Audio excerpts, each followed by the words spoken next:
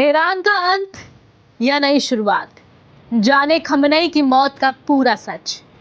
28 फरवरी 2026 की वो रात जिसने पूरे मिडल ईस्ट का नक्शा और भविष्य हमेशा के लिए बदल दिया।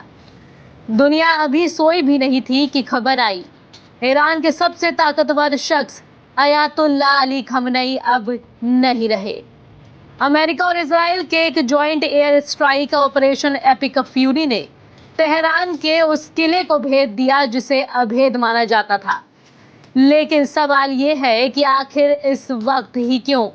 क्या ये सिर्फ एक हमला था या दशकों से चली आ रही दुश्मनी का फाइनल क्लाइमेक्स?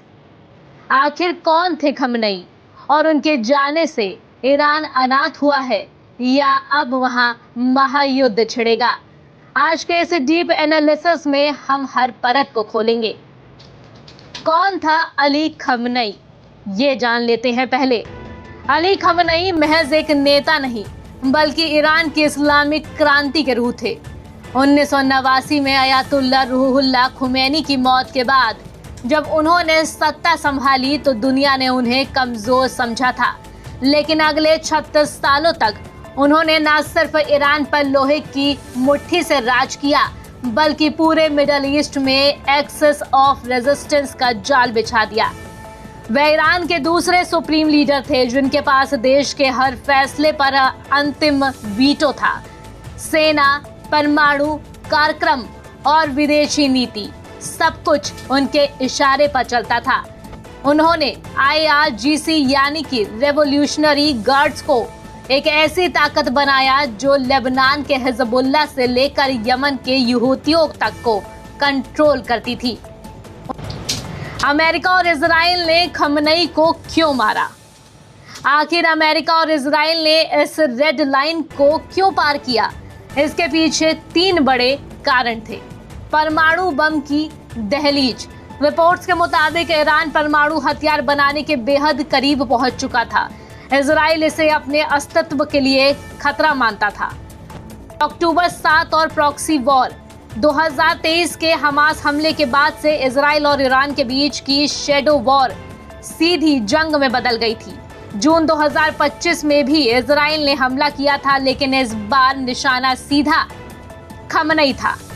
ईरान के अंदर विद्रोह। पिछले कुछ महीने से ईरान की जनता आर्थिक बदहाली और पाबंदियों के खिलाफ सड़कों पर थी।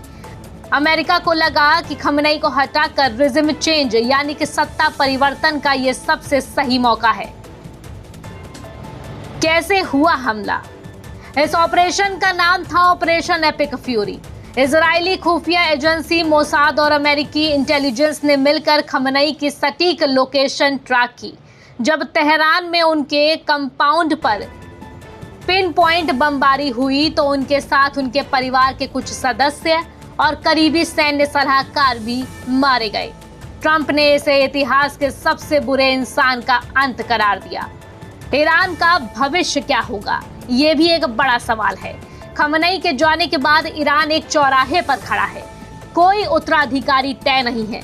क्या वहां सिविल वॉर होगा या फिर ईरान का रेवोल्यूशनरी गार्ड इजराइल पर अब तक का सबसे बड़ा जवाबी हमला करेगा? एक युग का अंत हो चुका है, लेकिन शांति की उम्मीद अब भी धुंधली है।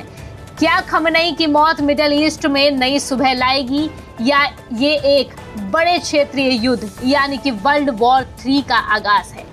आपको क्या लगता है? क्या अमेरिका इजराइल का ये कदम सही था? कमेंट में अपनी राय जरूर दें और ऐसी ही डीप रिसर्च के लिए हमारे चैनल को सब्सक्राइब करें।